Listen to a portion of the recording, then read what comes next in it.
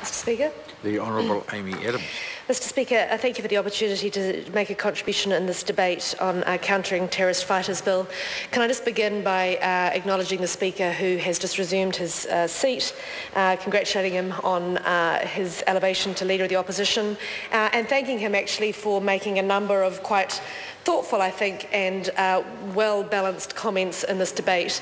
Mr. Speaker, this is undoubtedly the most serious of issues, and Parliament is at its best, sir, when the members of this House recognise the seriousness of the issues being considered, the critical importance of our getting them right, and tries to set aside any point-scoring agenda to make sure that we do our job as well as we can to protect the safety of the people of New Zealand. And I want to acknowledge the parties in the House who are working very hard with the government to make that happen. Mr. Speaker, I don't think anyone in this House would suggest or really choose to dispute the fact that the most critical obligation of a government and of this Parliament is to protect its citizens. And New Zealand has for a long time been in the very happy situation of being largely removed from the bulk of international conflicts. We are incredibly fortunate to be an island nation tucked away from the conflict zones. And while that has meant, sir, that we have had a very peaceful and tranquil, to quote the words of the prayer of this House, existence, it can sometimes mean that our citizens become almost complacent in the risks that are very real and very present. We have to take the international threat picture seriously, and I think we have to recognise that the world is an increasingly small place when it comes to matters of global security, whether that be cybersecurity or the very real threat of terrorism. And the benign environment that has been our birthright and that we've been so familiar with for so many years is not one that can be taken for granted. The reality, Mr. Speaker, is that New Zealanders are at risk every day, whether they are at home or even more so when they are abroad. And of course, New Zealanders are a well-travelled nation of people. We live our lives, we carry out our businesses all over the world. At any point in time, almost all of us will have family members who are travelling the globe. And we have to play our part, not only to protect our citizens, but to ensure we're doing our part in the international sphere.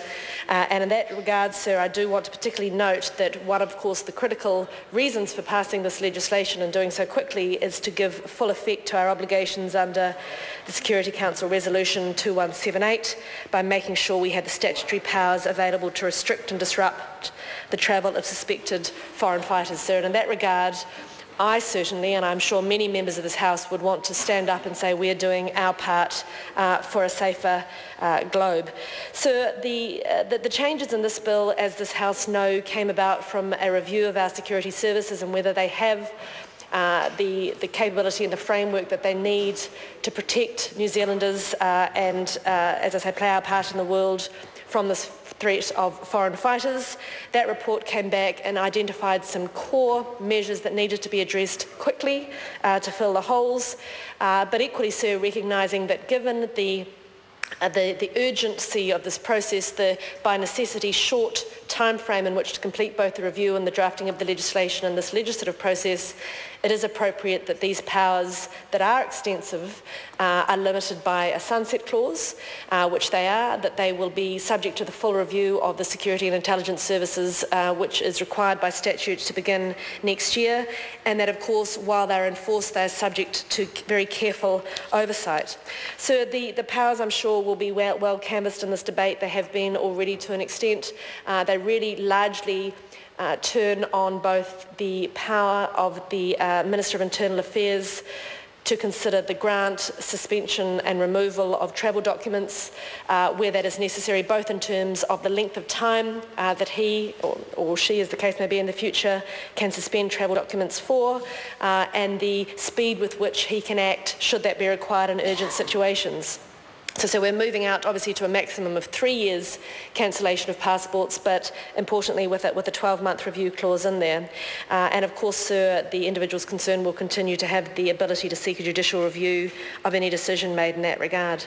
The other core area of the changes really do relate to the ability of our security and intelligence service to be able to investigate and keep us safe from terrorist activities. And in that regard, sir, there is a glaring distinction at the moment between the powers that the New Zealand Police and other investigative bodies have under the Search and Surveillance Act and the fact that the SIS currently don't have those same sorts of powers to carry out visual surveillance in a private place with a warrant.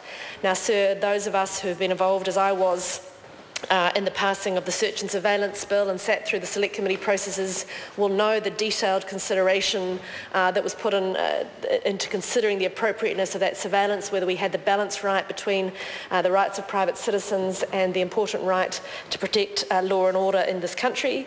I'm very comfortable that we landed in a good place.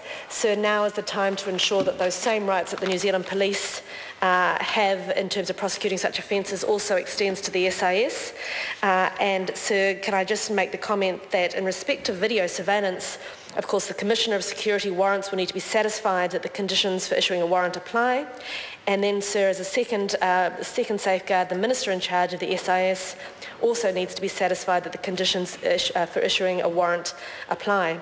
The last speaker, Mr Little, made reference to this issue of the 48-hour period in which some surveillance could be taken out, could be undertaken without a warrant, where there was real risk of the delay doing so, prejudicing the ability to carry out that investigation. This is a critical issue.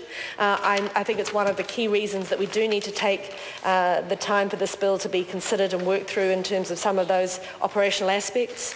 Equally, sir, at the moment you'll know that the power to carry out that warrantless surveillance for the first 48 hours of that delay would be seriously prejudicial, falls under the control of the director of the agency. And again, so this is certainly something that I expect members will want to consider very carefully during the time the bill is at Select Committee to make sure that we do have those safeguards absolutely appropriate. We can't hide from the fact that there are very real risks if we overdo the process, but nor should we get so carried away in providing every freedom to the surveillance agencies that we don't properly safeguard the rights of of New Zealand citizens. And so that is certainly the balance that the government wishes to seek. Sir, I am personally very comfortable that while these powers are significant powers, the reality, the seriousness and the pervasiveness of the threat is one that can't be ignored, and I believe it is the appropriate response of this government and the House to ensure that we do have interim measures in place pending the sunset clause while a more fulsome review can be undertaken, and sir, I'm very happy to commend the bill to the House. I call David Shearer. Thank you, Mr Speaker. The sad coincidence that